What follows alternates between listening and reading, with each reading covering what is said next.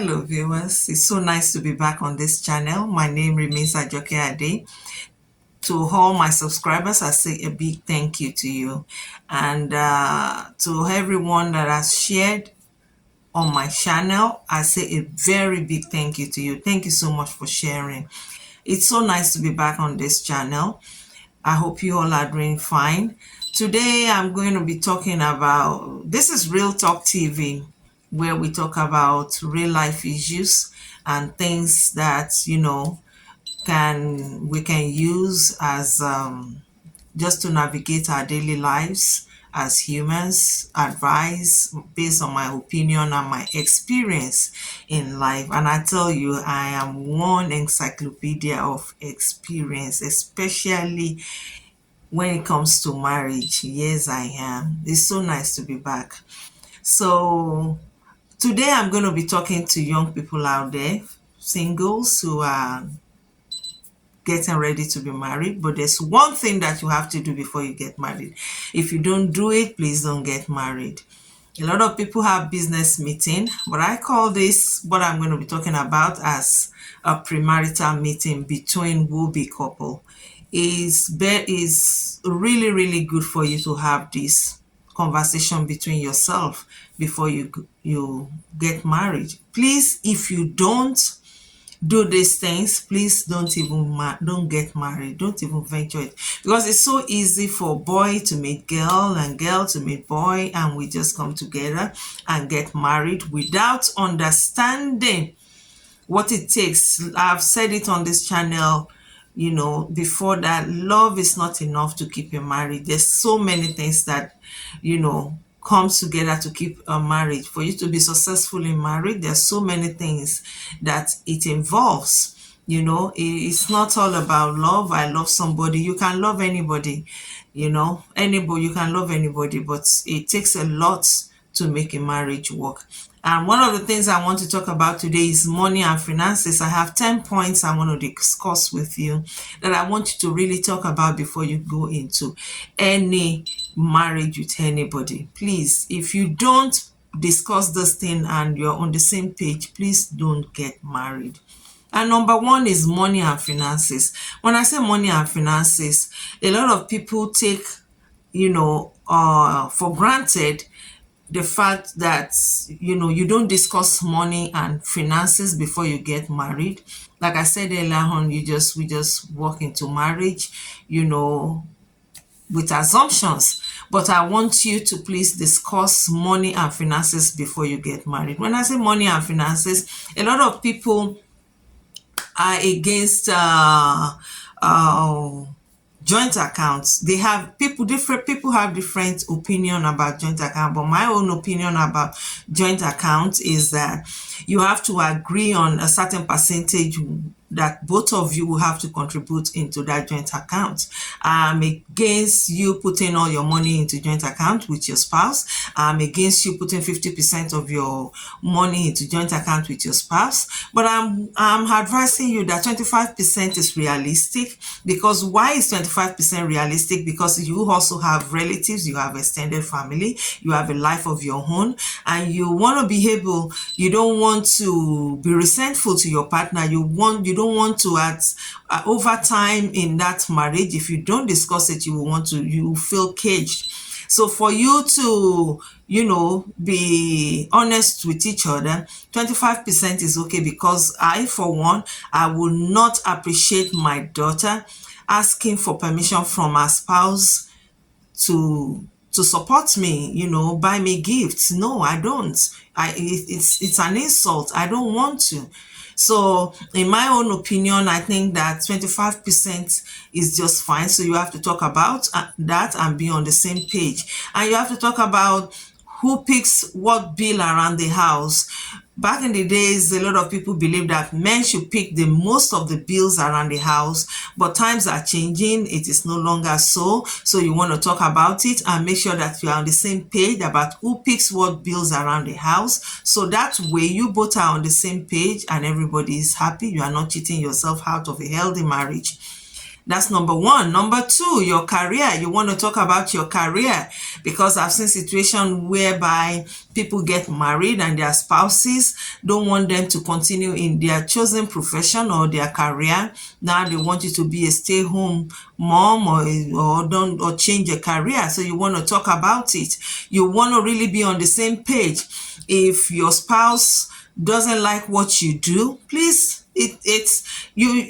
you can only pretend, but if that's what you really enjoy doing, if someone stops you from doing it, your life is going to be miserable. So please don't even go into that marriage if you can't agree on your choice of career. If your partner or your will-be spouse is not okay with your choice of career, please, and please, just stay back. A failed relationship is better than a failed marriage. That's my slogan to young people out there, that I say it all the time. A failed relationship is better than a failed marriage. That's number two. Number three is children and parenting. As silly as anybody will look at that, you might look at it and say, oh, what's she talking about? Children, discussing children and parenting. Yes, you have to be on the same page about how many children you're willing to have, and your parenting style. Yes, you have to talk about it. You really have to talk about it. How many children? Agree. Yes, the Lord gives, but times are changing. Back in the days, our parents, they can have as many as, but now, no, not anymore. People don't want to do that anymore. So you really have to agree, and be on the same page, Like I tell you all the time, these are past experience. Whenever I open my mouth to talk, believe me, it's things that have either happened to me or happened to people around me. So you have to talk about children, you have to talk about parenting style. Both of you are coming from different backgrounds, and this you weren't raised with the same kind of parenting style. One of you might be a laid back parent and the other one a disciplinarian, but you both have to agree, because children are going to come anyway. So you have to be able to agree on how you handle your parenting style. What kind of style? How do you want to discipline your children? How do you want to raise them? You have to talk about it and agree. And number four is personal history. You don't want to go into a marriage without discussing your history. Both of you have to learn about each other. You have to know about each other, deep things about each other. No surprises. Surprises usually bring mistrust. You have to talk about certain things. I'm not asking you to tell your spouse about your ex, what has gone wrong in your former relationship, because it's going to use that against you. I'm still going to talk about that.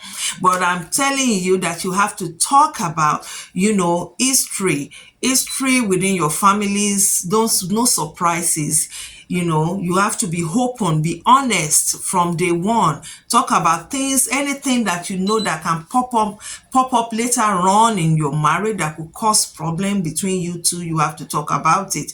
You have to really be honest with each other. And the big one is the in-laws, which when we talk about in-laws, we know we have monster in-laws and we have the good in-laws. Yeah, but you want to be on the same page. Before you get married, both of you should sit down and talk about how you want to handle, both of your parents, your in-laws, your extended relatives. My advice, I always give, parents advice. I'm a parent myself, and I said that because of what I have experienced and many women have experienced. When your children get married, please give them a space, give them space, at least 10 years space. Yes, we need families for support, but at the same time, both of you have to come to an agreement on how you want to set boundaries, especially for your parents, boundaries, your siblings and your boundaries, you give them 10. I always advise that 10 years enough space for two people to know each other, for them to understand each other without external interference. So I want you to talk about how you both are willing, how much compromise you both are willing to make. Not that because somebody is married to you, you don't want to see their parents, or vice versa. No, we need these in-laws. Yeah, they are relatives, they are families.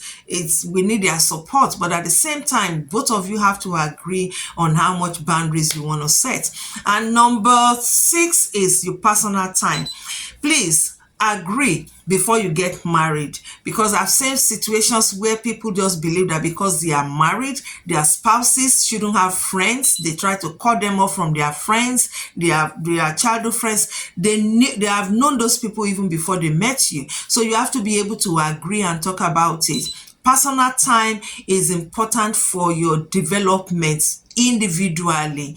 Recreation, how much time you want to spend on going out and talk to, hang out with your friends. You have to, because you can't cut somebody. If you cut somebody out away out of, from their friends, they are going to resent you eventually. So getting married to somebody doesn't mean that you have to cut them off. No, you can't cut people off. You have to be able to understand that marriage is not, marriage is not without you having people around you. There's still going to be people around you. So you have to talk about it. Is your partner willing?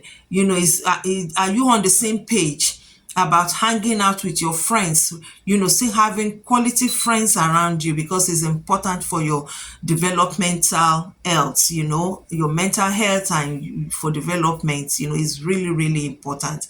And number 7, you have to talk about conflict resolution.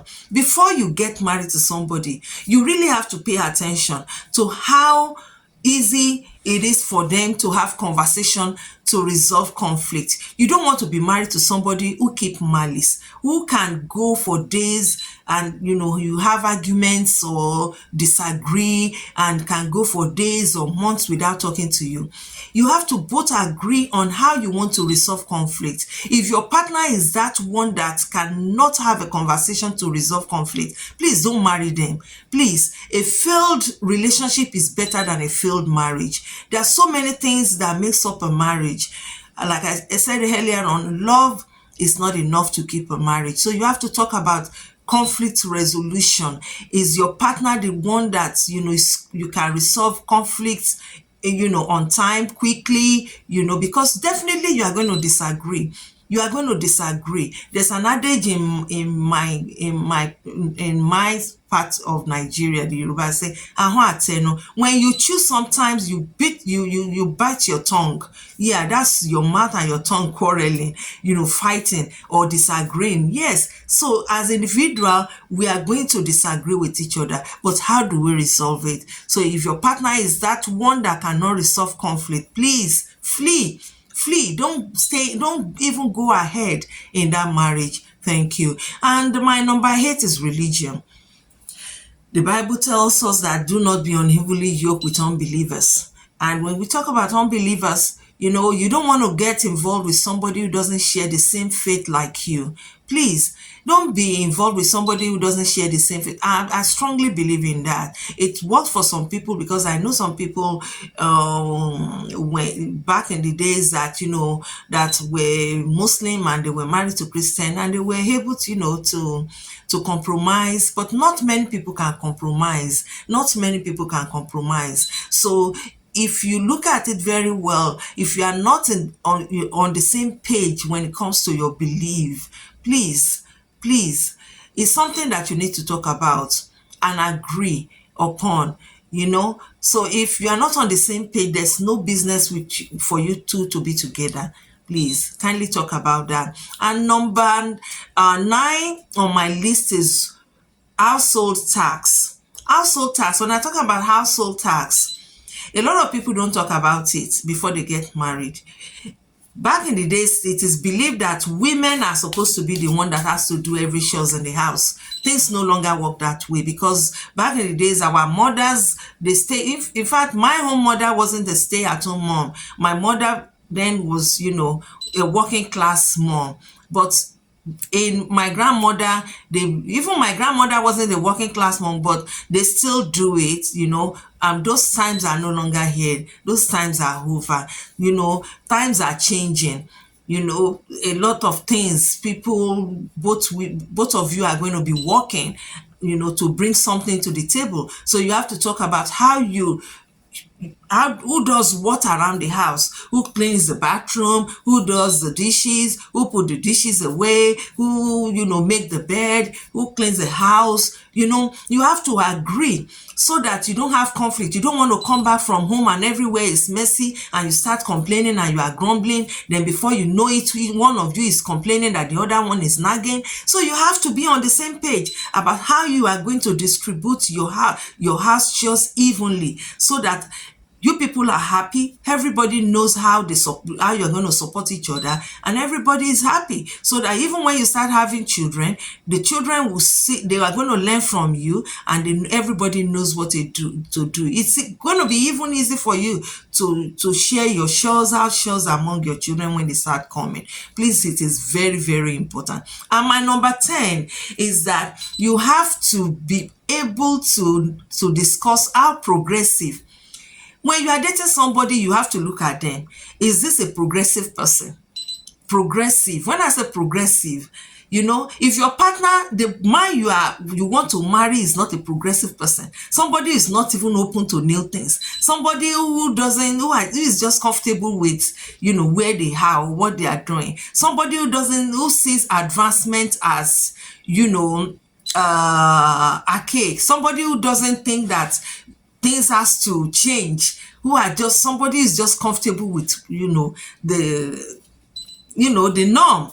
You have to be able to know that. And if you are going to be getting married to somebody, you have to discuss residential plans. Are they open to new things? Are they open to relocation? Are they, you have to lay everything on the table. That's my point. Lay your cards on the table. You know what you want. You know your plans. You know your dreams for yourself. So if you are dating somebody and you are not on the same page, please don't even go ahead to marry them, because you can't change it. There's no way you change a man or you change a woman. If a woman is not the ambitious type, somebody who is not progressive, you can't change somebody. So please don't even go ahead and marry them, I tell you. And my last advice, those are my 10 points, but these are my 2 advice that I want to give to you out there. If you want to get married, please, please, please talk to a lawyer. If you are a career lady and you've made something out of your life, you have properties, or you are a guy, you have properties, you made something out of your life. We've seen things. Times are changing. The heart of man is desperately wicked. Things are changing. Some people even get married so that they can take their spouse's properties. So you have to make plans and arrangements. Talk to a lawyer. There's something they call prenuptial agreement. You need to talk to a lawyer. Please don't go into any marriage with assumption and blindfolded. Love is not blind. You have to open your eyes, your mind, your heart, for you to be able to progress and not cheat yourself out in any marriage.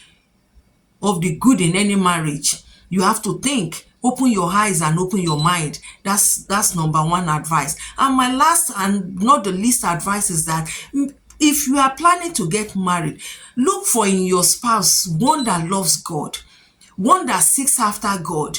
A man or a woman that seeks after God will not betray you. A man or woman that seeks after God will stand by you. It will be easy for you people to work together as a team.